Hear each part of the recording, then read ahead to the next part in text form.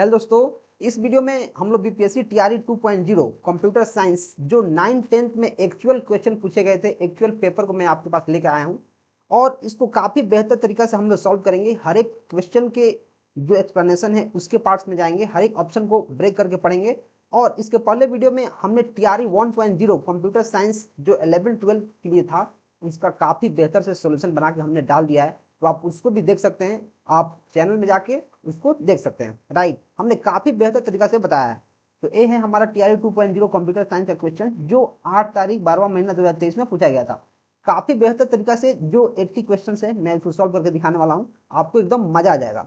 और ये जो क्वेश्चन है 9th-10th के, एक क्वेश्चन 11-12 के क्वेश्चन से काफी हार्ड क्वेश्चन मैं इनको बोलूंगा, क्योंकि जो 11-12 का क्वेश्चन था वो इसके कंपेरिजन में काफी आसान था। ठीक है, तो चलिए अपन वीडियो में आगे बढ़ते हैं और डायरेक्ट पार्ट 2 में चलते हैं जो हमारा कंप्यूटर साइंस का पार्ट है। हम लोग डायरेक्ट वहां से सॉल्व करना शुरू करेंगे। इसमें 80 क्वेश्चन पूछे जाते हैं और 80 क्वेश्चन को लगा पाना किसी जंग से कम नहीं है। अगर हम लोग अच्छे से प्रिपरेशन नहीं करेंगे तो फिर इस क्वेश्चन को लगा ही नहीं पाएंगे। तो चलिए अपन चलते हैं पार्ट 2 में और इसको सॉल्व करना शुरू करते हैं। तो ये हमारा कंप्यूटर आ गया, पार्ट 3 कंप्यूटर। तो देखो, the brain of any computer system is, ये तो काफी फैंटास्टिक क्वेश्चन है और काफी बेसिक लेवल का क्वेश्चन मैं इसको बोलूंगा। तो ब्रेन किसको बोलते हैं? तो आप बोलोगे सर सीपीयू को बोलते हैं। मेमोरी क्या होता है? मेमोरी होता है एक स्टोरेज डिवाइस। मेमोरी एक स्टोरेज डिवाइस होता है। एलयू क्या होता है? एएलयू ये होता है अरिथमेटिक एंड लॉजिक यूनिट। मतलब जितना भी अरिथमेटिकल काम होता है जैसे प्लस माइनस डिवाइड मल्टीप्लाई, वो सारा का सारा एएलयू कंट्रोल करता है। तो इसका आंसर क्या होगा? सीपीयू। हमारा ब्रेन क्या है? सीपीयू है। इसके बाद क्वेश्चन नेक्स्ट, व्हेन अ की is pressed on the keyboard which standard is used for converting the key stroke into the corresponding bits.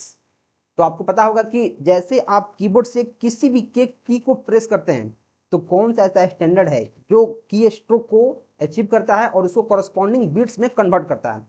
तो अगर आप इंटरनेट पर सर्च करेंगे तो बहुत जगह आपको स्काई मिल जाएगा। स्काई एक कोई स्टैंडर्ड नहीं है, एक कोड है। अमेरिकन ये हमारा कोड है, राइट। और जो ANSI है ये हमारा क्या है? स्टैंडर्ड है। इसका फुल फॉर्म क्या होता है? American Nations standard institute. American Nations standard institute, right. और ये हमारा क्या हो जाएगा? इसका करेक्ट आंसर हो जाएगा, क्योंकि ये बोल रहा है स्टैंडर्ड क्या है? स्टैंडर्ड। तो जो अमेरिकन नेशंस स्टैंडर्ड इंस्टीट्यूट है ANSI ये हमारा इसका करेक्ट आंसर हो जाएगा। स्काई क्या होता है? तो देखो, स्काई क्या होता है? एक वैल्यू को रिप्रेजेंट करता है। जैसे अगर मैं कैपिटल ए लिखता हूँ, कैपिटल ए, तो जो कंप्यूटर है इसको कैपिटल ए नहीं पढ़ता है, इसका स्काई वैल्यू जो होता है उसको पढ़ता है। तो उसका क्या होता है स्काई वैल्यू? इसका स्काई वैल्यू होता है 65। तो अगर आप ए लिख रहे हैं कंप्यूटर में, कीबोर्ड पर ए अगर आप टाइप कर रहे हैं तो इसका मतलब ए नहीं है, उसका मतलब है 65, राइट।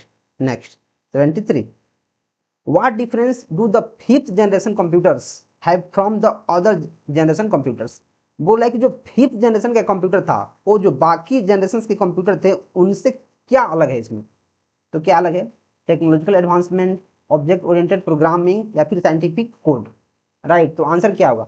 तो देखो, जो 5th जनरेशन का कंप्यूटर आया तो इसमें हम लोग प्रोग्रामिंग जैसे C++, जावा, पाइथन ये सारे के सारे यूज करना शुरू कर दिए थे। तो टेक्नोलॉजी एडवांसमेंट तो हुआ ही था, हाँ हुआ था। ऑब्जेक्ट ओरिएंटेड प्रोग्रामिंग भी इसमें चलना शुरू हो गया था क्योंकि ये काफी लेटेस्ट वर्जन था, हाँ ये भी सही है। और साइंटिफिक जो कोड होता है वो भी इसमें इंप्लीमेंट होना शुरू हो गया था। ठीक है, जब एक से ज्यादा ऑप्शन सही है तो इसका करेक्ट आंसर जो हो जाएगा वो क्या होगा? More than one of the above. इसका आंसर क्या हो जाएगा? More than one of the above हो जाएगा। Next, source code is available to view, modify and redistribute in. बोल रहा है कि कौन से ऐसे टाइप हैं जिनमें सोर्स कोड को आप व्यू कर सकते हैं, मॉडिफाई कर सकते हैं और रीडिस्ट्रीब्यूट कर सकते हैं। उसको बोलते हैं ओपन सोर्स। ओपन सोर्स इसमें क्या होता है कि जो भी कोड होता है आप उसको काफी आसानी से देख सकते हैं, मॉडिफाई कर सकते हैं और कुछ अगर आप चाहें तो आप उसको डिस्ट्रीब्यूट भी कर सकते हैं, आप अपना कंट्रीब्यूशन भी उसमें दे सकते हैं, राइट। एक एग्जांपल मैं इसका यहाँ लेना चाहूंगा, लिनक्स। जैसे लिनक्स एक ओपन सोर्स ऑपरेटिंग सिस्टम है।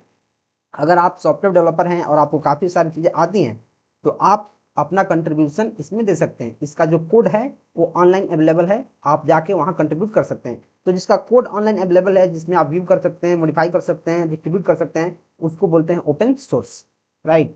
मशीन लैंग्वेज इज, जो मशीन लैंग्वेज है वो क्या होता है?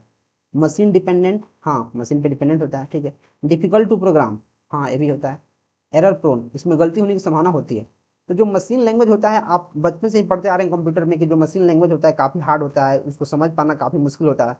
तो मशीन डिपेंडेंट है, यस, डिफिकल्ट टू प्रोग्राम, उसको प्रोग्राम करना काफी मुश्किल है और उसमें गलती होने की चांसेस रहती है, राइट। तो इसका क्या हो जाएगा answer, more than one of the above, इसका डी नंबर आंसर हो जाएगा। N assembly language is low level programming language, middle level programming language, internet based programming language, internet तो नहीं होगा, जब इंटरनेट नहीं होगा तो मिडिल लेवल होता है, नहीं ये भी नहीं होगा, लो लेवल होता है। असेंबली क्या होता है, एक लो लेवल प्रोग्रामिंग लैंग्वेज होता है, right. Next 77, a compiler is a translating program which translates instructions of a high level language into machine language। हाँ ठीक है सर, समझ गया। Translates entire source program into machine language program, हाँ जो source program होता है उसको मशीन लैंग्वेज प्रोग्राम में कन्वर्ट करता है। तो इसका आंसर ये भी हमारा ट्रू लग रहा है। It is not involve in the program execution, इसका काम ही है प्रोग्राम को एग्जीक्यूट कराना। तो ये बोल रहा है कि क्या ये प्रोग्राम के एग्जीक्यूशन में इन्वॉल्व नहीं है, नहीं जी ऐसा कुछ नहीं। लेकिन दो ऑप्शन तो हमें सही दिख रहा है, जब दो ऑप्शन सही दिखता है तो मैं क्या करता हूँ, more than one of the above पे चला जाता हूँ, right. Which of the following approaches is used by the C plus plus, C plus plus के द्वारा कौन सा अप्रोच यूज किया जाता है। क्या लेफ्ट राइट होता है, लेफ्ट साइड की तरफ, नहीं। क्या टॉप डाउन होता है, नहीं। क्या बटन अप होता है, यस। इसको आपको याद करना पड़ता है कि जो सी प्लस प्लस है वो सी प्लस प्लस जो है वो बटम अप अप्रोच को फॉलो करता है, right. What is virtual inheritance in C++? C++ technique to enhance multiple inheritance. C++ technique to ensure that a private member of the base class can be accessed somehow. नहीं, ये तो मतलब में समझ में नहीं आया। C++ technique to avoid multiple copies of the base class into children derived class. Yes, ये हमारा virtual inheritance होता है। अब इनहेरिटेंस क्या है, देखो इनहेरिटेंस क्या है कि जो पेरेंट्स हैं, जो हमारे पेरेंट्स हैं उनकी प्रॉपर्टी उनके चाइल्ड में डिराइव होता है, उसको बोलते हैं inheritance. The process by which the property of the base class is drive to its child class, इसको क्या बोलते हैं, इनहेरिटेंस बोलते हैं उस प्रॉपर्टी को। तो इसका आंसर क्या आ जाएगा, सी प्लस प्लस का ऐसा टेक्निक जो मल्टीपल कॉपीज बेस क्लास की बनने से अवॉइड करता है उसके चिल्ड्रन और डिराइव क्लास में, right. Next, what happens if the following C++ statement is compiled and executed। int pointer इसको null से इनिशियलाइज किया गया है और एक डिलीट पॉइंटर हमारे पास है। The program is not semantically correct, ऐसा नहीं है। जो C++ होता है उसमें हम लोग किसी भी पॉइंटर को null इनिशियलाइज कर सकते हैं, तो प्रोग्राम सिमेंटिकली गलत नहीं है। The program is compiled and execute successfully, okay. The program is compiled successfully but throws an error during run time. देखो जो डिलीट पॉइंटर है, डिलीट अगर इस तरह लिखा रहेगा डिलीट और ptr लिखा रहेगा तो ये हमारा जो प्रोग्राम होगा कंपाइल भी होगा और एग्जीक्यूट भी हो जाएगा सक्सेसफुली। और सेम टू सेम यही क्वेश्चन जो क्वेश्चन नंबर 80 है, ये आपके TRE 1.0 11 12 में सेम टू सेम यही क्वेश्चन पूछा गया और इसका आंसर बी नंबर हमारा है। सेम टू सेम यही क्वेश्चन आप जाके वीडियो पे देख सकते हो, जो चैनल पे हमने वीडियो डाला है, सेम टू सेम यही क्वेश्चन TRE 1.0 में कंप्यूटर साइंस 11 12 में पूछा गया है, राइट। तो इसको आप काफी ध्यान से समझो। देखो what is the difference between delete and delete in C++, delete array. देखो जैसे ही आप इस पैरेंथेसिस का यूज करते हो प्रोग्रामिंग में तो ये एरे बन जाता है, right. Delete is synthetically correct but delete array is wrong, ऐसा कुछ नहीं है। Delete is use to delete normal objects where delete is use to delete object pointers, नहीं पॉइंटर ऑब्जेक्ट्स नहीं। Delete is use to delete single object where delete array is use to delete multiple array pointer of objects, yes. देखो ऐसे सिर्फ अगर delete है तब तो एक सिंगल ऑब्जेक्ट के लिए हो रहा है, लेकिन डिलीट यहाँ एरे का सिंबल है, राइट, ब्रैकेट है, तो इसका मतलब है एरे होता है या ग्रुप ऑफ अलग एलिमेंट्स होते हैं। तो आंसर क्या हो जाएगा हमारा सी हो जाएगा, राइट। नेक्स्ट हमारा क्वेश्चन क्या है 782। What happens if the following C++ program, what happens if the following programs is executed in C++ and C। बोल रहा है कि जो हमारा कोड स्निपेट दिया गया है इसको हम लोग C और C++ दोनों में एग्जीक्यूट करेंगे तो क्या होगा। तो देखो हमारे पास लिखा है ए लिखने की थोड़ी सी गलती है, अगर इसको मैं मानूंगा इंट न्यू एक साथ में ही लिख दिया तब तो मैं एरर मार दूंगा तुरंत, लेकिन वैसे नहीं मानते हैं। ये लिखा हुआ है हमारा int new is equal to 5, right. तो आपको पता होगा जो न्यू है न्यू ये हमारा C++ में कीवर्ड है, जब सी प्लस प्लस में कीवर्ड है तो कीवर्ड जो होता है उसको एज अ वेरिएबल के नाम हम लोग नहीं रख सकते हैं। ये हमने वेरिएबल्स के नेमिंग कन्वेंशन में पढ़ा है कि जो भी कीवर्ड है, जो प्रोग्रामिंग में कीवर्ड है, जो रिजर्व की है, उसको हम लोग एज ए वेरिएबल ट्रीट नहीं कर सकते हैं। तो जो न्यू है अगर सी प्लस प्लस में जाएगा तो एरर दे देगा। तो ये बोल रहा है error in C and successful in C plus plus, नहीं, क्योंकि सी प्लस प्लस में तो एरर देगा। Error in both C and C plus plus, अभी मुझे नहीं पता है, मैं अभी सिर्फ सी प्लस प्लस का देखा हूँ। Error in C plus plus, हाँ error in C plus plus ये हो सकता है। और देखो जो न्यू है, न्यू ये हमारा सी में कीवर्ड नहीं है, सी में कीवर्ड नहीं है मतलब ये हमारा सी में एग्जीक्यूट कर जाएगा। जब सी लैंग्वेज में एक कीवर्ड नहीं है तो सी में तो एग्जीक्यूट कर जाएगा, राइट। तो न्यू हमारा क्या है, सी प्लस प्लस में कीवर्ड है। जब सी प्लस प्लस में कीवर्ड है तो सी प्लस प्लस में एरर दे देगा और सी में हमारा सक्सेसफुल हो जाएगा। इसका आंसर क्या हो जाएगा, सी। इसका आंसर सी हो जाएगा। बहुत सारे बुक में इसका आंसर गलती दिया है, वो लोग मार दिए नॉन ऑफ द अबव, या फिर error in both C and C plus plus. जो एग्जाम होता है उसमें इस तरह लिखने को एक साथ नहीं मानते हैं क्योंकि टाइपिंग मिस्टेक हो जाता है। जैसे इन, यहाँ न्यू इज इक्वल टू क्या है, 5 है, इसको इंट न्यू एक साथ नहीं मानेंगे। अगर एक साथ मानेंगे तब तो ऐसे ही error in both C and C plus plus हो जाएगा, राइट। तो ऐसा नहीं मानते। Next, what is the value of P in the following C plus plus code snippet has include iostream using namespace. देखो यूजिंग नेम स्पेस एक्सटेंडेड, इस सारे एक साथ ही लिख दिए, तो क्या मैं इसको गलत मान लूँ और एरर लिख दूँ? नहीं, इसको नहीं मानते हैं, टाइपिंग एरर होता है, इतना लेकर चलते हैं दिमाग में। तो लिखा गया है हमें पी का वैल्यू फाइंड आउट करना है। तो देखो ए का वैल्यू ट्रू है और बी का वैल्यू क्या है, फॉल्स है। तो दिया गया है पी का वैल्यू एक्स और ए ऑपरेटर क्या है, इसको बोलते हैं बिटवाइज और। तो एक्स का वैल्यू कितना है 10 बिटवाइज और कितना है 5। अब देखो बिटवाइज और को सॉल्व करने के लिए आपको बाइनरी नंबर से खेलने आना चाहिए। तो 10 का बाइनरी क्या होता है, तो मैं यहाँ लिखता हूँ 1 2 4 8। 10 का बाइनरी किसको किसको जोड़ने से 10 बन जा रहा है, 8 को और 2 को। तो एक मिनट, 8 को और 2 को ऐड करने से हमारा 10 बन जा रहा है। तो जिसको जिसको ऐड करने से 10 बन जा रहा है उसके पास 1 लिख दो और बाकी 0 लिख दो। मतलब जो 10 का बाइनरी है वो क्या हो जाएगा 1 0 1 0। वैसे ही जो 5 का बाइनरी क्या होगा, जिसको जिसको जोड़ने से 5 बन जाता है उसको 1 लिख दो, बाकी को 0। तो 4 और 1 को ऐड करने से 5 बन जाएगा और बाकी जगह 0 लिख दो। तो क्या हो जाएगा 0 1 0 1। और बिटवाइज से क्या करना है, इसका बिटवाइज और करना है, ये हमारा बिटवाइज और है। तो और में क्या होता है, अगर एक भी वैल्यू ट्रू है तो हमारा आंसर ट्रू आता है। तो देखो 1 0 क्या होता है 0 1 1, क्योंकि एक ट्रू है तो ट्रू हो जाएगा, एक ट्रू है तो ट्रू हो जाएगा, एक ट्रू है तो ट्रू हो जाएगा, एक ट्रू है तो ट्रू हो जाएगा, मतलब 4 1। और 4 1 इसको अगर आप डेसिमल में लिखेंगे तो क्या हो जाएगा, ये बाइनरी है, इसको डेसिमल में लिखेंगे तो क्या हो जाएगा, तो देखो 1 2 4 8, मतलब सारे जगह 1 है। तो 8 4 12 2 14 1 15।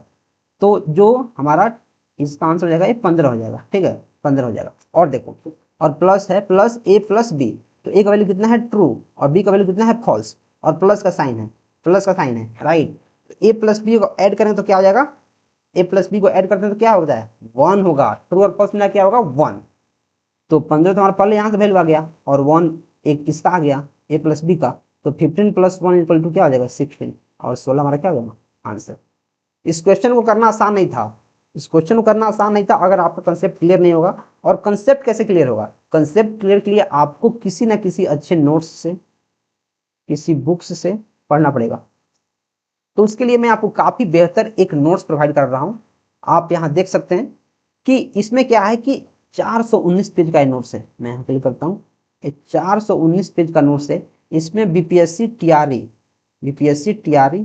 प्लस जो कंप्यूटर साइंस के लिए स्टेट होने वाला है, और बीपीएससी टीआरई 9 10 और 11 12 के जितने भी सब्जेक्ट्स हैं जो एक्चुअल सब्जेक्ट हैं सारे के सारे, तो काफी अच्छा से विवरण इसमें लिखा गया है with detail example and concept. आप यहाँ देख सकते हो, देखो जैसे लॉजिक गेट, बेसिक लॉजिक क्या होता है, एक्सक्लूसिव गेट्स क्या होते हैं, इन्वर्सल गेट्स क्या होते हैं, ट्रूथ टेबल क्या होता है, हर एक चीज को काफी अच्छा से एग्जाम्पल के थ्रू समझाया गया है। तो आप इस नोट्स को ले सकते हैं और इसका लिंक है डिस्क्रिप्शन में, इसका लिंक है डिस्क्रिप्शन में, आप वहां जाके ले सकते हैं। आपको सिर्फ 99 रुपए में मिल जाएगा, ये नोट भी मिल जाएगा। और बीपीएससी टीआरई 4.0, बीपीएससी कोई सा भी टीआरई हो, स्टेट हो कंप्यूटर साइंस के लिए, तो उसका पीवाईक्यू भी आपको साथ में मिल जाएगा। देखो काफी बेहतर तरीके से जो पीवाईक्यू है, पीवाईक्यू के साथ साथ आपको इसमें 15 और सेट्स मिलेंगे जो एक्चुअल एग्जाम पे आधारित है। आप यहाँ देख सकते हो कितना बेहतर तरीका से आपको, पहले देखो जैसे पहले आपको यहाँ क्वेश्चन मिलेगा, मैं यहाँ दिखाता हूँ, पहले आपको यहाँ क्वेश्चन मिलेगा, क्वेश्चन मिलने के बाद आपको यहाँ ऑप्शन मिलेंगे, फिर आंसर कौन होगा वो मिलेगा,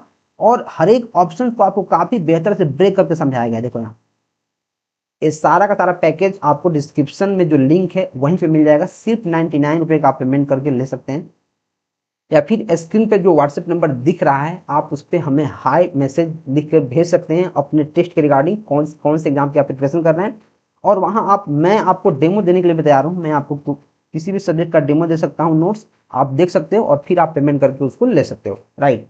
तो चलिए अपन फिर से वीडियो में आगे बढ़ते हैं और क्वेश्चन को सॉल्व करना शुरू करते हैं। तो हमारा 83 था, 84 पे आगे।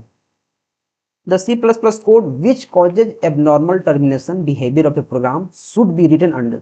तो बोल रहा है कि C++ प्रोग्राम में जिस कोड में हमें शक रहता है कि ये हमारा एरर लाएगा, ये हमारे कोड को फाड़ देगा, मतलब जिससे हमारा कोड फटने का डर रहता है, तो उसको हम कहाँ रखते हैं? जिसमें हमें सस्पिशन रहता है कि हमारा कोड ब्रेक हो सकता है, तो उसको हम ट्राई में रखते हैं, ट्राई ब्लॉक में, राइट।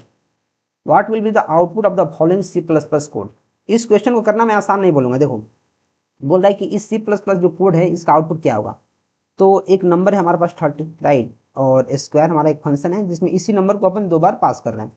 तो सपोज कर लो जो x है यहाँ अपने पास 30 आ जाएगा, और यहाँ भी अपने पास 30 इसमें कॉपी हो जाएगा। और x में क्या करना है, x के वैल्यू को और y के वैल्यू को मल्टीप्लाई करना है, हमारा मल्टीप्लाई है, राइट। मैं क्या करता हूँ पहले देखो, ध्यान समझना काफी जरूरी है। हमारा देखो यहाँ जो है x, पहले स्टार x, ये हमारा पॉइंटर के लिए है, उसको भूल जाओ अभी। स्टार x, फिर यहाँ स्टार है और माइनस माइनस वाई है, तो यहाँ x की जगह पे क्या हो जाएगा, यहाँ 30 हो जाएगा, और माइनस माइनस वाई है। माइनस माइनस मतलब क्या होता है, प्री डिक्रीमेंट, मतलब पहले वैल्यू को माइनस कर लो, पहले वैल्यू को, प्री मतलब पहले वैल्यू को माइनस कर लो फिर यूज करो। तो हमारा 30 है और इसको पहले मैं माइनस कर लूंगा तब यूज करूंगा, तो y का वैल्यू कितना हो जाएगा 29 और 30 हो जाएगा, और इसी को मल्टीप्लाई करके x में रख देना है और x को रिटर्न कर देना है। तो 29 इंटू 30 कितना हो जाएगा, 870 हमारा आंसर हो जाएगा। बहुत सारे लोग इस क्वेश्चन में गलती करते हैं, लेकिन मैंने आपको काफी बेहतर तरीका समझा दिया है कि जो माइनस माइनस है, जो प्री इंक्रीमेंट है, उसका मतलब होता है पहले वैल्यू को कम कर लो फिर यूज कर लेना। प्री मतलब पहले वैल्यू को यूज कर लो, फिर पहले वैल्यू को कम कर लो फिर इसको यूज कर लेना, right. Next, pick the incorrect statement about inline functions in C++। क्या बोला, pick the incorrect statement. Incorrect क्या है, they have overhead of a return call from the function, ये सही बात है। They are generally very large and complicated. देखो inline, यहाँ बोल रहा है इनलाइन मतलब एक लाइन में, तो क्या ये बहुत लार्ज हो जाएगा और कॉम्प्लिकेटेड हो जाएगा, नहीं, यही हमारा इनकरेक्ट है। These functions are inserted substituted at the point of call। हाँ ये बिल्कुल सही बात है, लेकिन हमें क्या करना है, इनकरेक्ट को चूज करना है, इनकरेक्ट। तो इनकरेक्ट कौन है, they are generally very large. वो लार्ज नहीं होता है, वो छोटा होता है, इसलिए इसका नाम है inline, right.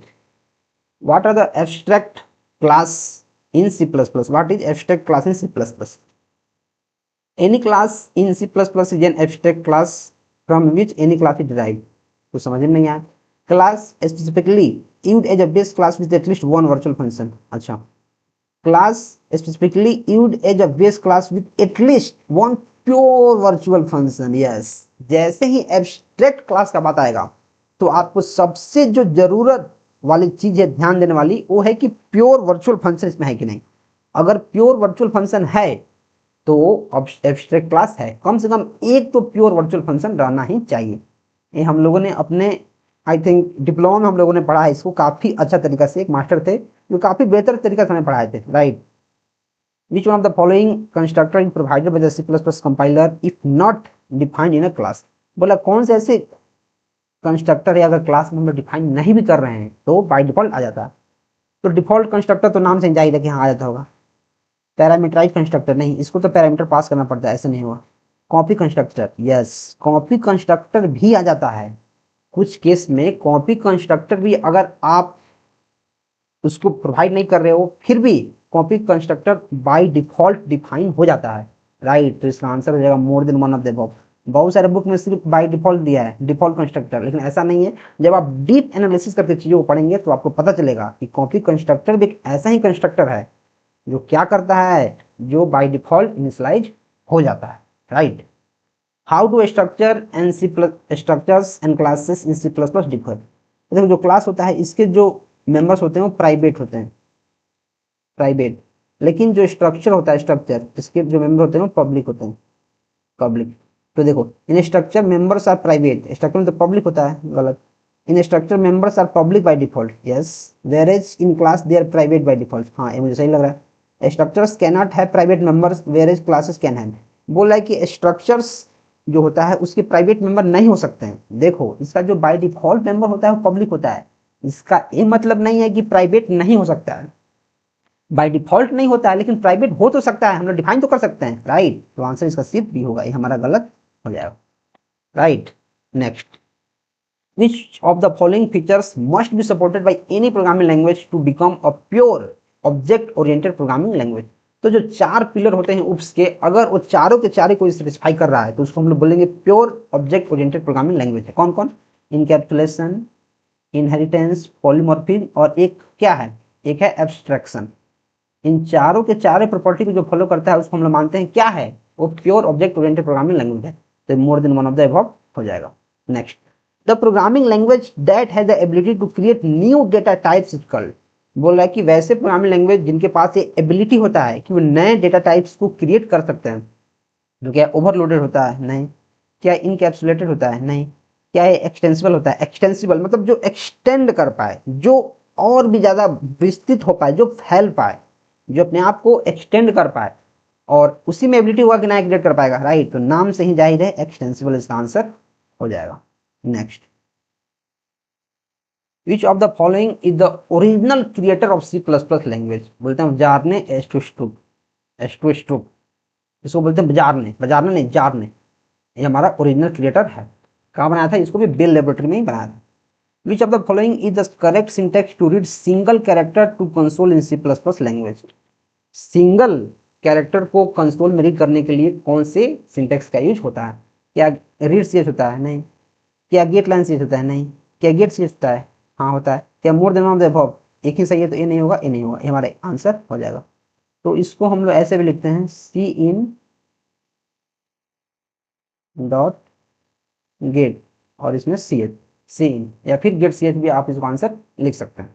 Next, which of the following gives the nth element of the array n-1। ये तो काफी आसान है, इसमें कुछ करना ही नहीं है।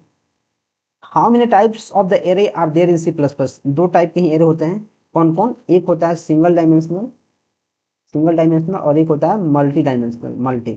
तो there are two types of array, C में हमारा आंसर हो जाएगा। In C++ for what purpose the rank is use. Rank का मतलब क्या होता है? रैंक का मतलब ये होता है कि जो एरे होता है उसके डायमेंशंस को मेजर करता है।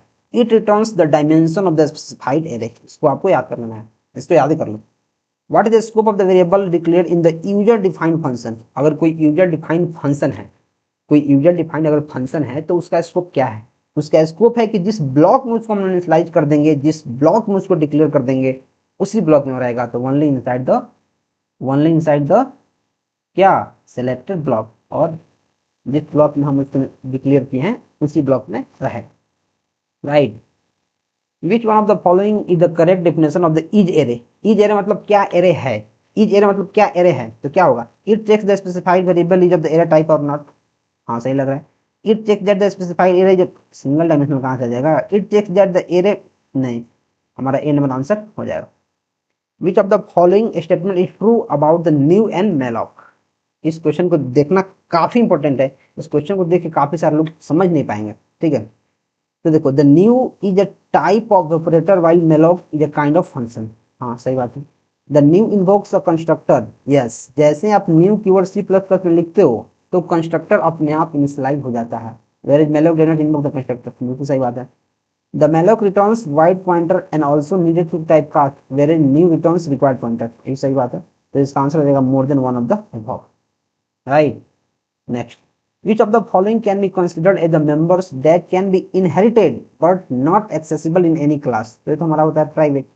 प्राइवेट क्या होता है कि इसको इनहेरिट करके दूसरे क्लास में यूज कर पाना संभव नहीं है। प्राइवेट, और किसी का प्राइवेट प्रॉपर्टी है, सपोज कर लो कोई स्विमिंग पूल है, राइट, कोई स्विमिंग पूल है जो पब्लिक स्विमिंग पूल है, तो उसमें तो कोई भी जा सकता है, उसमें आप भी जा सकते हो, मैं भी जा सकता हूँ, कोई भिखारी भी जा सकता है, कोई धनवान भी जा सकता है, लेकिन कोई अमीर आदमी, उसका प्राइवेट का स्विमिंग पूल है उसके घर के अंदर, तो क्या इसमें कोई भी जा सकता है? नहीं, इसमें कोई जा ही नहीं सकता, सिर्फ प्राइवेट वाले ही जा सकते हैं।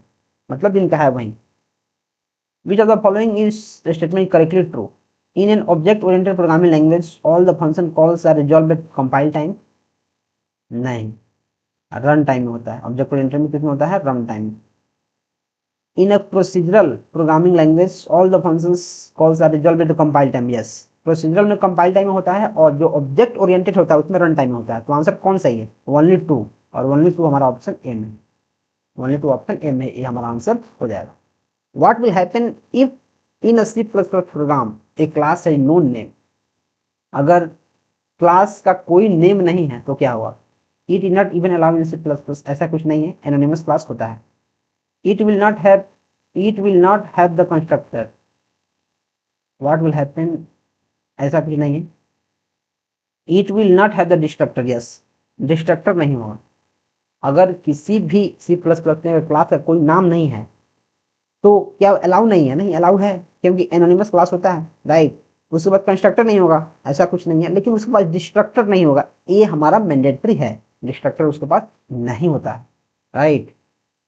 Next, how can one implement the compile time polymorphism in the C plus plus programming language by using template? अब टेम्पलेट क्या होता है? तो टेम्पलेट एक पहले से बनाया हुआ स्ट्रक्चर होता है। टेम्पलेट जैसे मानो कि आपको कोई फोटो फ्रेम बनाना है, ठीक है, तो आपने क्या किया है कि जो शादी का फोटो फ्रेम होता है उसका एक टेम्पलेट बना लिया है कि जब भी कोई शादी वाला आएगा आप उसी टेम्पलेट पे, उसी वहीं सारा चीज रहेगा, बस आप फोटो बदल देंगे, सारा का सारा टेम्पलेट वहीं रहेगा, राइट। जिससे काम आप काफी आसानी से कर पाएंगे, आप चीजों को रीयूज कर पाएंगे। Which of the following refers to wrapping of data and its functionality into a single individual entity? इसको बोलते हैं इनकैप्सुलेशन। इनकैप्सूल, देखो जो कैप्सूल होता है, कैप्सूल, इसमें आप बहुत चीजों का मिश्रण इसमें रहता है। तो बोल रहा है जो डेटा है और उसकी फंक्शनैलिटी है उसको एक सिंगल एंटिटी में बांधता है। तो सिंगल एंटिटी में बांध दिया, जो डेटा है उसका इंडिविजुअल कुछ कुछ है उसको एक में बांध दिया, उसको क्या बोलते हैं? कैप्सूल बना दिया, मतलब encapsulation. Among the following which statement is correct about the modularity? Modularity means hiding the parts। नहीं जी, मॉड्यूल मतलब छोटा छोटा, छोटे छोटा होता है मॉड्यूल। नहीं बोलता है कि मैं आपको एक मॉड्यूल पढ़ाऊंगा, मतलब एक छोटी चीज पढ़ाऊंगा। Modularity refers to in dividing a program into subsequent small modules or independent parts. Yes, it refers to overloading the program's part. नहीं नहीं नहीं, आंसर क्या हो जाएगा? B. Next, which one of the following is not the application of stack data structure? String rehearsal है, हाँ है। Back tracking है, बैक ट्रैकिंग क्या स्टैक का है? हाँ है, बैक ट्रैकिंग स्टैक का है। और more than one of the above, देखो which one of the following is not the application of stack. कौन का नहीं है? स्टैक मतलब क्या होता है? जो लीफो पे काम करता है, लास्ट इन फर्स्ट आउट पे काम करता है। तो स्ट्रिंग रिवर्सल मतलब जो स्ट्रिंग है उसको रिवर्स करने में अपन सीधा डालेंगे और उल्टा निकाल देंगे तो रिवर्स हो जाएगा, हाँ इसमें काम करता है। बैक ट्रैकिंग, इसमें रिकर्सन का काफी इंपॉर्टेंट काम है, और रिकर्सन का काम है तो मतलब स्टैक इसमें होगा ही। Asynchronous data transfer, A stack का काम नहीं, ए स्टैक का हमारा काम है ही नहीं, राइट। तो आंसर क्या हो जाएगा? ए हो जाएगा। Which of the following is the prefix form of इतना? तो देखो प्रीफिक्स, प्री मतलब होता है पहले, प्री मतलब पहले, मतलब जो ऑपरेटर होंगे उसको पहले लेके आना है। तो पहले प्रेसिडेंस किसका है? मल्टीप्लाई का है। तो बी सी में इंटू है, बी इंटू सी, तो इसके ऑपरेटर को बाहर लेकर आओगे तो क्या हो जाएगा? स्टार बी सी बन जाएगा। ए हमारा एक चीज बन गया और एक बन गया ए प्लस। अब ये जो प्लस है, एक आइडेंटिटी एक बन गया और आइडेंटिटी दो ए बन गया। तो प्लस है, तो अब इसको फिर से पहले ले जाओगे, प्री मतलब पहले, तो इसको फिर से पहले ले जाओ, तो प्लस ए स्टार बी सी, तो प्लस ए स्टार बी सी, ये नंबर हमारा आंसर हो जाएगा। ये क्या हो जाएगा? हमारा आंसर हो जाएगा। Which data structure is required to convert the infix to prefix notation? Infix to prefix किसमें करते हैं? स्टैक में। और दोस्तों यार, अगर आप सारे के सारे चीजों को अच्छे से प्रिपरेशन करना चाहते हो, एक जगह प्रिपरेशन करना चाहते हो, तो आप हमारे नोट्स को चेकआउट कर सकते हो, जिसमें 419 पेज का काफी डेडिकेटेड बीपीएससी टीआरई और स्टेट के लिए ही इस नोट्स को बनाया गया है, जिसमें आपको हर एक कंसेप्ट टॉपिक वाइज मिलेगा, उसका डिटेल एक्सप्लेनेशन मिलेगा, कुछ एग्जाम्पल्स मिलेंगे, और इसके अलावा आपको जितने भी पीवाईक्यूज अभी तक हुए हैं, पीवाईक्यूज वो चाहे टीआरई 1.0 हो, 2.0 हो, 3.0 हो, 9-10 का हो, 11-12 का हो, जितने भी अभी तक स्टेट पेपर हुए हैं कंप्यूटर साइंस के लिए, उन सबका कंपाइलेशन साथ ही साथ 15 sets, 15 sets with detailed explanation answer के साथ आपको मिलने वाला है। अभी आप ऑफर में सिर्फ 99 रुपये में ले सकते हैं। आपको लिंक डिस्क्रिप्शन में मिल जाएगा। इससे क्या होगा कि आप काफी आसानी से चीजों को रिवाइज कर पाएंगे, सारे के सारे अगर आप कॉन्सेप्ट याद कर लेंगे तो मैक्सिमम क्वेश्चंस को आप आंसर कर पाएंगे, राइट। तो आप डिस्क्रिप्शन में लिंक को चेकआउट कर सकते हो, या फिर स्क्रीन पे नंबर दिया गया, आप उस पर आराम से मैसेज करके आप वहां भी पेमेंट करके ले सकते हो, right. Next, which of the following highly use the concept of an array, इसको बोलते हैं स्पाशियल लोकेलिटी। जो एरे के कंसेप्ट को यूज करता है, बाइनरी सर्च ट्री एरे को यूज करता है नहीं, शेड्यूलिंग ऑफ प्रोसेस एरे को यूज करता है नहीं, इंटरनली ये अलग अलग डेटा स्ट्रक्चर्स को यूज करते हैं, लेकिन सबसे अच्छा कौन सा है जो एरे के कंसेप्ट को यूज करता है, वो है स्पेशियल लोकेलिटी। अब देखो मैं आपको यहाँ स्पेशियल लोकेलिटी के बारे में नहीं बताऊंगा, क्यों नहीं बताऊंगा, क्योंकि इसका डेफिनेशन अगर मैं बताने ठहरा तो आपको लग जाएगा बहुत सारा टाइम, और इस वीडियो में मुझे 80 क्वेश्चंस करने हैं। अगर सारे के सारे मैं ऐसे एक्सप्लेन करने लगूंगा हर एक ऑप्शन को, तो वीडियो कम से कम 3 आवर्स लगेगा, राइट। और 3 आवर्स एक साथ बैठ के रिकॉर्ड करना किसी जंग से कम नहीं है। तो मैं क्या करता हूँ, आपको रिकमेंड करता हूँ कि आप PYQ प्लस सेट्स और नोट्स ले लो, अच्छे से एक बार गो थ्रू कर लो, सारे पेजेस को ऐसे पढ़ लो और याद ही कर लो। मैं तो बोलूंगा याद ही कर लो। देखो याद कर लो तो क्या फायदा होगा कि इससे रिलेटेड कोई भी कंसेप्ट आएगा तो सोचना नहीं है, मुझे याद है। जैसे मुझे याद है कि मॉड्यूल मतलब होता है स्मॉल पार्ट्स, जब स्मॉल पार्ट्स मुझे याद है तो मॉड्यूल से कोई भी क्वेश्चन तुम थ्योरी बना के दो मुझे, मैं सॉल्व कर दूंगा। मैं खोजूंगा कहाँ चीजों को ब्रेक किया है, कहाँ तोड़ा है, कहाँ डिवाइड किया है, जहां डिवाइड किया है वही आंसर होगा। जाओ next, the necessary condition to be checked before deletion from the queue is, क्या होता है, अंडरफ्लो। अंडरफ्लो, देखो हमारे पास एक क्यू डेटा स्ट्रक्चर है, सपोज कर लो एक क्यू है, और इसमें से हमें कुछ डेटा को डिलीट करना है, सपोज कर लो एक क्यू है। तो पहले मैं क्या चेक करूंगा, पहले ये मैं चेक करूंगा क्या जो क्यू है वो इम्प्टी तो नहीं है। अगर क्यू इम्प्टी होगा तो क्या मैं कोई डेटा को डिलीट कर पाऊंगा, नहीं। अगर क्यू इम्प्टी है तो मैं डेटा को डिलीट कर ही नहीं पाऊंगा। तो पहले मैं क्या चेक करूंगा कि वो हमारा अंडरफ्लो तो नहीं। Next, which one of the following is not the application of queue data structure? Data is transferred asynchronously, okay. Resource is shared between various system, okay. Balancing of symbols, yes, balancing of जो symbols है वो हमारे stack का application है, stack, और queue का नहीं है, तो आंसर क्या हो जाएगा, सी। देखो ऊपर जो था asynchronously, उसमें stack क्यों नहीं होगा, क्योंकि वो हमारा queue का है, ये हमारा queue का है, इसलिए stack नहीं होगा, right.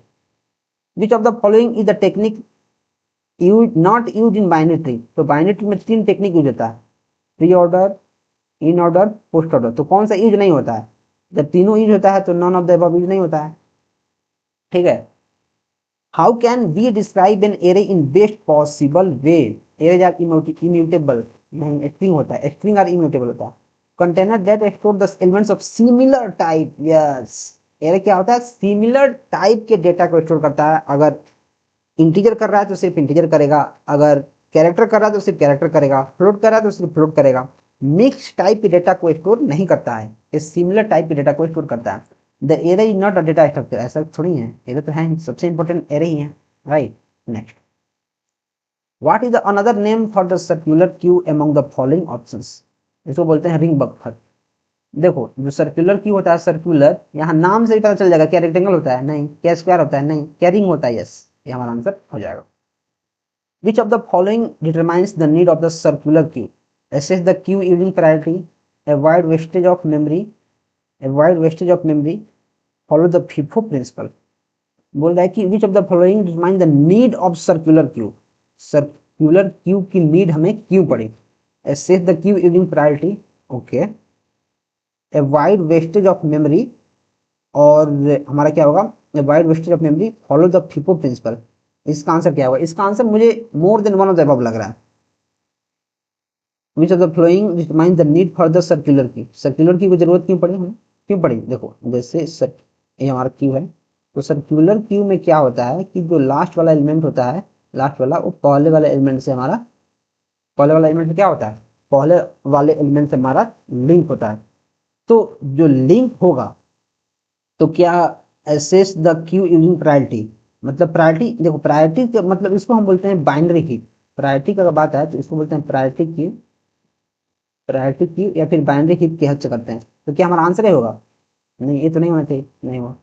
Avoid wastage of memory, ये हो सकता है, एक बार के लिए मैं इसको होल्ड पे रख सकता हूँ। फॉलो द फीफो प्रिंसिपल, जो फीफो है, जो क्यू है, ये तो फीफो को फॉलो करता ही है। तो क्या सर्कुलर क्यू को भी हम लोग फीफो को फॉलो करने के लिए लाए थे, नहीं लाए थे, ये आंसर नहीं होगा। जब ये आंसर दो आंसर नहीं हो तो क्या मोर than one of the above हो जाएगा? नहीं। क्या नन ऑफ द अबव हो जाएगा? नहीं। आंसर क्या होगा? Wide wastage of memory. अब कैसे होगा समझो, जो लास्ट वाला हमारा नोड है, जो लास्ट वाला मतलब बॉक्स है, वो हमारा पहले वाले से क्या है? कनेक्टेड है, तो कोई भी मेमोरी का वेस्टेज हो ही नहीं रहा है, राइट। तो इसका आंसर क्या हो जाएगा? Wide wastage of memory. Next, which data structure is best for implementing of priority queue? हाँ देखो, प्रायोरिटी क्यू के लिए हमने बताया था बाइनरी हीप कहीं होता है, बाइनरी हीप BH, तो इसमें बाइनरी हीप कहीं दिया है, बाइनरी हीप हमारा आंसर हो जाएगा। Next, which of the following data structure find its use in recursion? मैंने पहले ही बताया कि रिकर्सन इसमें होता है बैक ट्रैकिंग में, तो स्टैक होगा। Which of the following satisfy the property of the red black tree?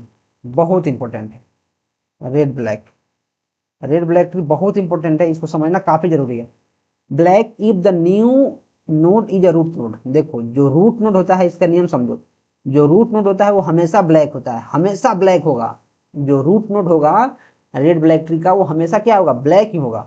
Red if the new node is not a root node. हाँ, अगर कोई भी रूट है, कोई भी नोड है, वो रूट नहीं है, तो वो रेड भी हो सकता है और ब्लैक भी हो सकता है। जो रूट होता है, जो रूट होता है वो ब्लैक होता है, लेकिन उसके अलावा और कोई नोड है जो रूट नहीं है, और रेड भी हो सकता है, ब्लैक भी हो सकता है। तो बोल रहा है कि red if the new node is not a root node. अगर जो नोड आ रहा है वो रूट नोड नहीं है तो रेड हो सकता है, हाँ हो सकता है। Black if the new node is not a root node. नहीं, अगर जो न्यू नोड है वो रूट नोड नहीं है तो उसको ब्लैक रखेंगे? नहीं। अगर रूट नोड को ही ब्लैक रखते हैं, जनरली हम लोग रूट नोड को ही ब्लैक रखते हैं, तो ये हमारा आंसर, ये हमारा गलत हो जाएगा। आंसर क्या होगा? डी, क्योंकि दो हमारा आंसर सही। In the DQ implementations using single linked list, what would be the time complexity of deletion and element from the array end? तो बहुत सारे लोग देखो यहाँ लिखा है DQ। DQ मतलब क्या? कि जिसके आगे से भी हम लोग इंसर्ट कर सकते हैं, डिलीट कर सकते हैं, जिसके पीछे से भी, ये हमारा आगे है, ये हमारा पीछे है, आगे पीछे दोनों ओर से हम लोग डिलीट कर सकते हैं, इंसर्ट कर सकते हैं। लेकिन तो बहुत सारे लोग मार देंगे वो फोन, क्योंकि यहाँ दिख रहा है कि DQ दोनों ओर से करेंगे, लेकिन क्वेश्चन में एक घुमा दिया है क्या? Using singly link list, singly लिखा है, सिंगली, सिंगली का बात आएगा तो हमारा O ऑफ N चला जाएगा, क्योंकि एक बार हमें पूरा ट्रावर्स करना पड़ जाएगा सिंगली लिंक लिस्ट में। तो आंसर हमारा C हो जाएगा। Next, which one of the following is the overflow condition if linear queue is implemented using an array with size max size? Which one of the following is the overflow? Overflow मतलब ज्यादा हो जाएगा कब? Rear equal to max size minus 1, rear equal to max size, rear equal to front plus 1, rear equal to max size. क्या rear equal to max size होगा? यहाँ -1 है तो ये तो नहीं होना चाहिए, क्योंकि जब ये सही है -1 तो ये सही नहीं होगा। Rear equal to front plus 1, हाँ ये सही है, तो more than one of the above हमारा आंसर हो जाएगा। Which of the following is a divide and conquer? Divide and conquer जो होता है ये होता है हमारा मर्ज सॉर्ट। मर्ज सॉर्ट हो गया या फिर क्विक सॉर्ट हो गया, क्विक सॉर्ट, ये दोनों डिवाइड एंड कनकर पे बेस्ड हैं, तो आंसर क्या हो जाएगा? मर्ज सॉर्ट हमारा हो जाएगा। Merge sort, divide and conquer क्यों? क्योंकि इसमें 3 स्टेप्स होता है। एक चीजों को हम डिवाइड करते हैं, फिर कनकर करते हैं, मतलब उसको सॉल्व करते हैं, और फिर उसको कंबाइन करते हैं, तो मर्ज सॉर्ट हमारा इसी को फॉलो करता है। What is a database? Organised collection of information that cannot be access, cannot नहीं, ऑर्गेनाइज्ड कलेक्शन ऑफ डेटा और information that can be accessed, updated and manage. एक बार के लिए मुझे सही लग रहा है। Organised collection of data that cannot be updated, नहीं, ये तो गलत हो जाएगा, ये गलत हो जाएगा, तो more than one of the above गलत ही है, नन ऑफ द अबव गलत ही है, तो आंसर क्या हो जाएगा? बी हमारा आंसर हो जाएगा। Next, which type of data can be stored in the database? अभी तो हम लोग सब कुछ स्टोर कर सकते हैं डेटाबेस में, चाहे इमेज हो, चाहे टेक्स्ट हो, चाहे data in the form audio video हो, तो हमारा मोस्ट अप्रोप्रिएट क्या हो जाएगा? More than one of the above. Which of the following is not a type of database? Network होता है, डिस्ट्रीब्यूटेड होता है, डिसेंट्रलाइज नहीं होता है। Which of the following is not example of DBMS? Microsoft Access DBMS है, IBM DB2 मतलब database 2, तो डीबीएमएस है। गूगल क्या है? एक सर्च इंजन है, गूगल हमारा आंसर हो जाएगा। गूगल क्या है? एक सर्च इंजन है। Which of the following is not a feature of DBMS? Minimum duplication of data and redundancy, कम से कम डुप्लीकेशन होना चाहिए, हाँ ठीक है। Single user access only, support SC property, yes. Atomicity, consistency, integrity और क्या? ड्यूरेबिलिटी। सिंगल एक्सेस यूजर्स ये हमारे को फॉलो करता है, ठीक है। मिनिमम डुप्लीकेशन होना चाहिए और रिडंडेंसी कम से कम होना चाहिए, हाँ। पर कौन नहीं होना चाहिए? तो सिंगल यूजर एक्सेस नहीं होना चाहिए कि केवल एक ही यूजर एक्सेस कर सकता है, नहीं, सबको एक्सेस करने की मौका मिलना चाहिए, जितने भी यूजर्स हैं सबको। विच of the following is not a function of database? Manipulating है, हाँ है, मैनिपुलेटिंग है। सिक्योरिटी पर स्टोर डेटा, हाँ सिक्योरिटी है। एनालाइजिंग कोड, क्या कोड को एनालाइज करना है डीबीएमएस को? नहीं, तो आंसर क्या हो जाएगा? यही यहाँ नॉट बोला है, कौन सा? नहीं। What is information about data? The information about data is called Meta data. जैसे देखो, जैसे मान लो कि मैं हूँ कौन, जैसे मान लो मैं एक यूट्यूबर हूँ, हालांकि मैं बहुत बड़ा यूट्यूबर नहीं हूँ, लेकिन हाँ मान लो मैं एक यूट्यूबर हूँ। तो अगर कोई बोल रहा है कि त्रिलोकी एक यूट्यूबर है, तो इसे क्या पता चल रहा है कि हाँ त्रिलोकी कोई होगा जो यूट्यूबर है। लेकिन अगर कोई बोल रहा है कि जो त्रिलोकी है वो यूट्यूबर तो है, वो सीएस एग्जाम्स के लिए पढ़ाता है, वो सीएस के गवर्नमेंट एग्जाम्स के लिए पढ़ाता है, उसका घर यहाँ है, उसका घर यहाँ है, उसका पिन कोड ये है, उसके पापा का नाम है, उसके माता का नाम है, तो क्या ये जो त्रिलोकी है जो यूट्यूबर है उसके बारे में और काफी सारा डेटा आपको जानने को मिला। तो जो और काफी सारे डेटा आप जान पाए हैं उस पर्टिकुलर यूट्यूबर के बारे में, तो उसको बोलते हैं मेटा डेटा। जो डेटा के बारे में भी बताए तो क्या बोलते हैं? Meta data. The DBMS acts as an interface between dash and dash of an enterprise class system. The DBMS acts as interface between क्या? डेटा एंड द डीबीएमएस, नहीं डीबीएमएस दोबारा आ जाएगा कल। Database application, here's an interface between database application, okay, and the database of the enterprise class, ये सही लग रहा है। The DBMS act as the interface between the user and the software, ये तो ऑपरेटिंग सिस्टम है, ये नहीं है, तो आंसर क्या हो जाएगा? बी हमारा हो जाएगा। नेक्स्ट, अब हमारा काफी अच्छे क्वेश्चंस आ रहे हैं, अच्छे लेवल के क्वेश्चन। इन सब क्वेश्चन को करना मुश्किल है। Dash is a set of one or more attributes taken collectively to uniquely identify primary की, नहीं इसमें बहुत सारा नहीं होता, अकेले होता है। फॉरेन की, ये तो हमारे एक टेबल जो होता है वो दूसरे टेबल को रेफरेंस करता है, ये हो जाएगा। नहीं, सुपर की, हाँ ये हमारा सुपर की हो जाएगा। Which of the following commands is correct to delete the value in the relation teachers. कोई टेबल है जिसका नाम है टीचर्स, इसमें से किसी correct to delete the values को डिलीट करना है, तो delete from teachers where ID equal to null, नहीं। रिमूव टेबल टीचर, नहीं। मोर देन, नहीं। डिलीट फ्रॉम टीचर्स, ये हमारा स्टैंडर्ड इसका आंसर हो जाएगा। The top level of the hierarchy consist of schema each of which can contain catalogue, नहीं ये तो गलती हो जाएगा। कंसिस्ट ऑफ स्कीमा, नहीं पहले स्कीमा नहीं होगा भाई, पहले स्कीमा नहीं होगा। The top level of the hierarchy consist of catalogues each of which can contain schema, yes. Schema क्या होता है? जो हमारा टेबल होता है उसका स्ट्रक्चर, जो स्कीमा होता है वो टेबल का स्ट्रक्चर होता है, जो स्कीमा होता है वो टेबल का स्ट्रक्चर्ड होता है, स्ट्रक्चर्ड। तो हर एक टेबल का कुछ स्ट्रक्चर होगा, राइट, तो आंसर क्या हो जाएगा? हमारा सी हो जाएगा। The user IDs can be added और removed using which of the following fixed rules. User ID को कौन ऐड कर सकता है, रिमूव कर सकता है? कौन? एक्सेस एडमिन, मतलब जिसको एक्सेस मिला है सारे चीजों को। डीबी सिस एडमिन, सिस्टम एडमिन, नहीं। एक्सेस एडमिन, यस, जिसको एक्सेस मिला है, तो आंसर क्या हो जाएगा? बी हो जाएगा। The traditional storage of data organized by the customer stored in separate folders in filing cabinet is an example of, इसको बोलते हैं hierarchical। पहले hierarchical में होता था। After groups have been established, SQL applies predicates in the dash clause allowing aggregate function। aggregate के function क्या होता है? aggregate मतलब sum, फिर हमारा count, फिर हमारा एवरेज, ये सब हमारे एग्रीगेट फंक्शन है। तो सबको यूज करने के लिए हम हैविंग क्लॉज के साथ यूज करते हैं, having. Which of the following is not the reality of utility of DBMS? Backup, हाँ है। लोडिंग है। प्रोसेस ऑर्गेनाइजेशन है। फाइल ऑर्गेनाइजेशन है। तो अगर कौन नहीं है तो नॉन ऑफ द अबव नहीं है, मतलब सारे के सारे हैं। Which of the following for designing a normal for designing a normal RDBMS relational database management system, which of the following normal forms is considered adequate? देखो, जो आरडीबीएमएस होता है इसमें कौन सी जो नॉर्मल फॉर्म है, जैसे 1F 1NF 2NF 3rd NF फिर BCNF, ये कौन से ऐसे NF है जो उसको हम लोग मानते हैं कि ना ऐसा ही है, ये पर्याप्त है, तो वो होता है 3rd NF, right. What happens if the piece of data is stored in 2 places in the DB database? जैसे मानो है कोई डेटा है, यहाँ भी सेम वही डेटा है, यहाँ भी सेम वही डेटा है, तो क्या होगा? स्टोरेज स्पेस इज वेस्टेड, हाँ। And changing the data in one spot will cause data inconsistency, सही बात है।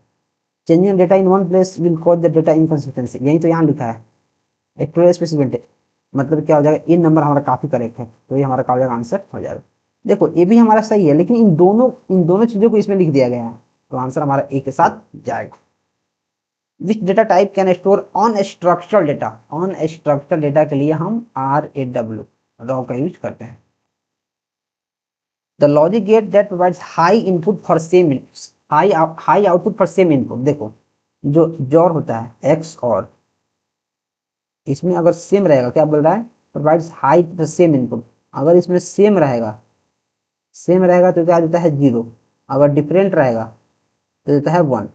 तो बोला सेम इनपुट, तो सेम है तो 0 दे रहा है, तो 0 दे रहा है तो क्या ये हाई आउटपुट है, नहीं ये तो लो आउटपुट है, तो ये हमारा आंसर नहीं होगा। क्या नॉट, ये तो इन्वर्ट कर देता है तो ये आंसर नहीं होगा।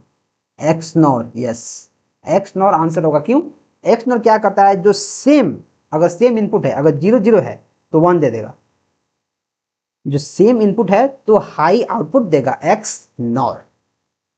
Boolean algebra can be used for designing a digital computers, ठीक है, फॉर बिल्डिंग लॉजिक सिस्टम्स, ठीक है, इन सर्किट थ्योरी, ठीक है, तो more than one of the above answer हो जाएगा।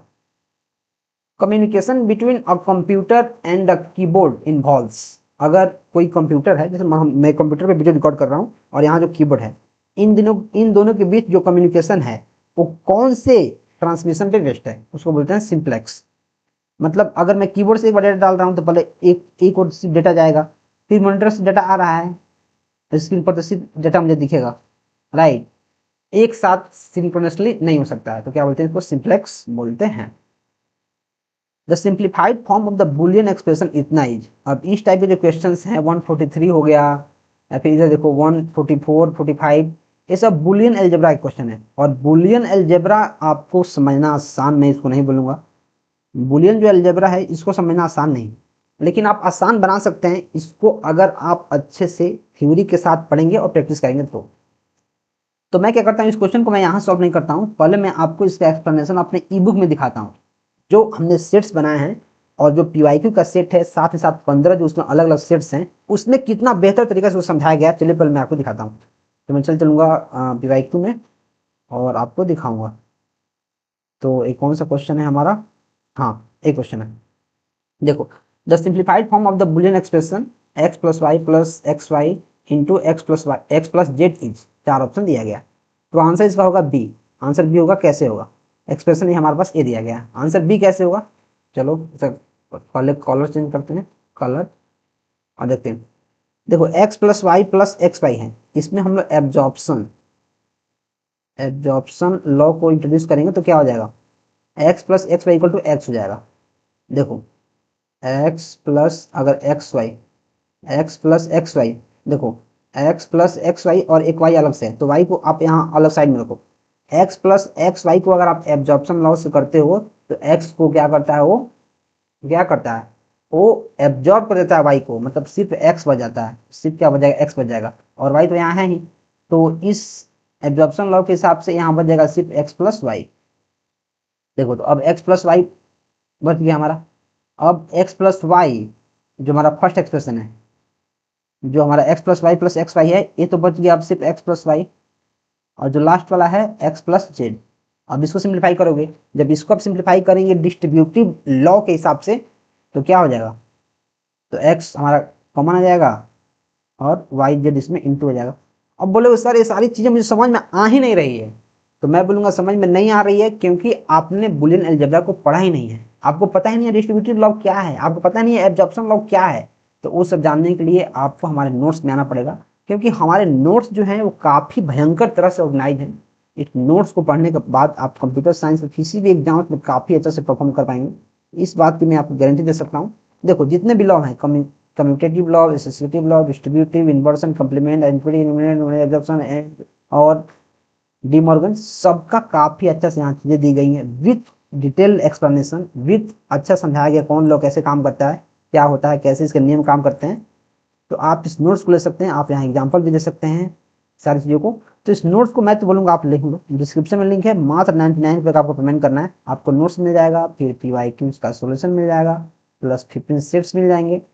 इतना अगर आप प्रैक्टिस कर लिए, और मैं तो बोलूँगा याद कर लिए, कि प्रैक्टिस करने से काम नहीं चलेगा सिर्फ, अगर आपने इतना याद कर लिया, सारे के सारे नोट्स को, एक एक लाइन को आपने समझ लिया और इसको अच्छे से याद कर लिया, मेमोराइज कर लिया, तो आई डोंट थिंक इसके बाहर से कुछ चीज़ आएगा। आप काफ़ी आसानी से चीज़ों को कर पाएंगे। तो डिस्क्रिप्शन में लिंक है, आप उसको चेक करें, या फिर स्क्रीन पर लगातार आपको एक नंबर दिख रहा होगा, आप उस नंबर पर कभी भी हमें मैसेज करें। 24/7 मैं आपकी सेवा में अवेलेबल हूँ। ठीक है, नेक्स्ट। तो इसका आंसर क्या होगा? x प्लस वाई जेड इसका आंसर हो जाएगा। कैसे?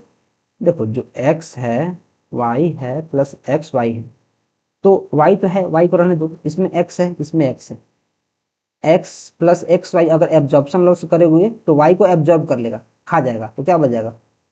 तो सिर्फ हमारा y को खा जाए x, हाँ y को खा जाएगा तो क्या बच जाएगा? सिर्फ x बच जाएगा, और y तो यहाँ बचा ही हुआ है, तो x प्लस वाई हो जाएगा।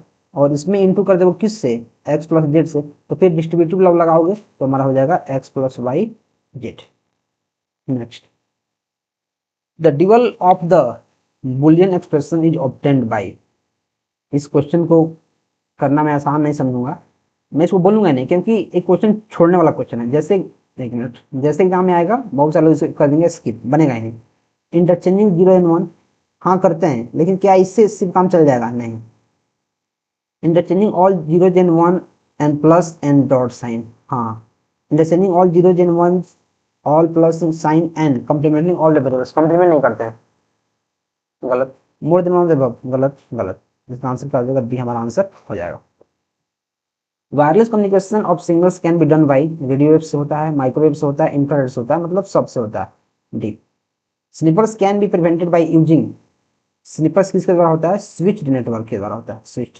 इन TDM slots are further divided into bits, bits में डिवाइड होता है स्लॉट्स, स्लॉट्स किसमें डिवाइड होता है? बिट्स में। ट्रांसमिशन कंट्रोल प्रोटोकॉल मतलब TCP, TCP is a connection oriented protocol, yes. It is a three-way handshake, yes. Receive data from application a single queue, yes. तो इसका डी आंसर हो जाएगा। The end point of inter process communication flow across a computer network is called socket. इसको socket बोलते हैं, बोलते हैं नहीं, पोर्ट बोलते हैं नहीं, क्या बोलते हैं? इसको सॉकेट बोलते हैं। Which transmission media provides the highest transmission speed in a network? सबसे फास्ट कौन करता है? Optical fibre. जहां भी ऑप्टिकल मिले सबसे फास्ट ऑप्टिकल मारना है। आंसर क्या होगा? इसका सी आंसर हो जाएगा। और इसी के साथ हमने 80 क्वेश्चंस को काफी अच्छे से कंप्लीट कर लिया। आप बताओ कि आप बिना देखे कितने क्वेश्चंस को कर सकते थे, और आपको मैं काफी अच्छे से रिकमेंड करूंगा कि अगर आप सच में सीरियस प्रिपरेशन कर रहे हैं तो आपको notes plus PYQs plus 15 sets आपको लेना चाहिए। और सारे के सारे क्वेश्चंस को डिटेल एक्सप्लेनेशन में हमने दिया है, जैसे आप यहाँ देख लो। देखो, जैसे आपके पास क्वेश्चन है which communication between a computer and keyboard involves, ठीक है, उसके पास आपके पास यहाँ ऑप्शन है, यहाँ ऑप्शन है 5 ऑप्शन, तो आंसर इसका ए होगा। क्यों होगा? क्योंकि data flows one way from keyboard to computer. ये सारे आंसर्स क्यों नहीं होंगे, इसका भी एक्सप्लेनेशन आपको दिया गया है। तो इस तरह से आपको 15 के 15 सेट्स मिलेंगे, सारे के सारे पीवाईक्यूज मिलेंगे, और 419 पेज का एक बड़ा सा नोट्स मिलेगा, जो हमारे कंप्यूटर साइंस के किसी भी एग्जाम्स के लिए सफिशियंट है। और ये हमारा बीपीएससी टीआरई के एग्जाम्स के लिए काफी बेहतर नोट्स साबित होने वाला है। तो आप चैनल को अभी कभी सब्सक्राइब कर लें, वीडियो को लाइक कर दें, और सारे के सारे जो मैं प्लेलिस्ट बना रहा हूँ, जितना भी मैं वीडियो बना रहा हूँ, उसको देखें। कोई भी आपको डाउट लग रहा है तो आप आराम से कमेंट कर दें। और आप हमारे व्हाट्सएप पर कभी भी हमसे कॉन्टेक्ट कर सकते हैं, नोट्स के रिगार्डिंग, ईबुक के रिगार्डिंग, कुछ अगर आपको पूछना है उसके रिगार्डिंग। और आप कमेंट में कभी भी कर सकते हैं। मैं लगातार उसी में से बोल रहा हूँ, 1 घंटा से मेरा गला सूख गया है, मैं बीच में पानी में नहीं पिया हूँ, राइट। तो चलिए फिर मिलते हैं नेक्स्ट वीडियो में। Till then keep supporting guys, keep supporting me, keep supporting me. Please आप चैनल को अभी कभी सब्सक्राइब कर लो, और अपने दोस्तों में शेयर करो जो कंप्यूटर साइंस के लिए पढ़ रहे हैं। आप अपने स्टेटस में लगाओ, हमें टैग करो। मेरा इंस्टाग्राम आईडी है, देखो मेरा इंस्टाग्राम आईडी है @triloki.india वाले। अगर आप इस वीडियो से पढ़ रहे हैं तो प्लीज आप इस वीडियो का स्क्रीनशॉट लें और आप मुझे टैग करें। मैंने प्राइवेट कंपनी में हजारों लोगों का सिलेक्शन कराया है। जब मैं प्राइवेट कंपनी में काम करता था, मैं एज ए सॉफ्टवेयर इंजीनियर काम करता था, फिर मैं as a assistant professor select हुआ और मैं कॉलेज में पढ़ा रहा था। वहाँ से छोड़ने के बाद अभी मैं सिर्फ टीचिंग का ही काम करता हूँ, कॉलेज में पढ़ाता हूँ और आप लोग पढ़ा रहा हूँ। तो प्लीज़ आप अभी कभी चैनल को सब्सक्राइब कर लो और मुझे सपोर्ट करो। हम लोग काफ़ी आगे चलना है, काफ़ी आगे बढ़ना है। चलिए मिलते हैं नेक्स्ट वीडियो में। Till then keep supporting and keep exploring. और आप हमें इंस्टाग्राम पर टैग करना बिल्कुल मत भूलें। इंस्टाग्राम पे आप फॉलो कर सकते हैं और ई बुक और नोट्स को ले सकते हैं, अच्छे से पढ़ सकते हैं और अपने प्रिपरेशन में जान डाल सकते हैं। Thank you.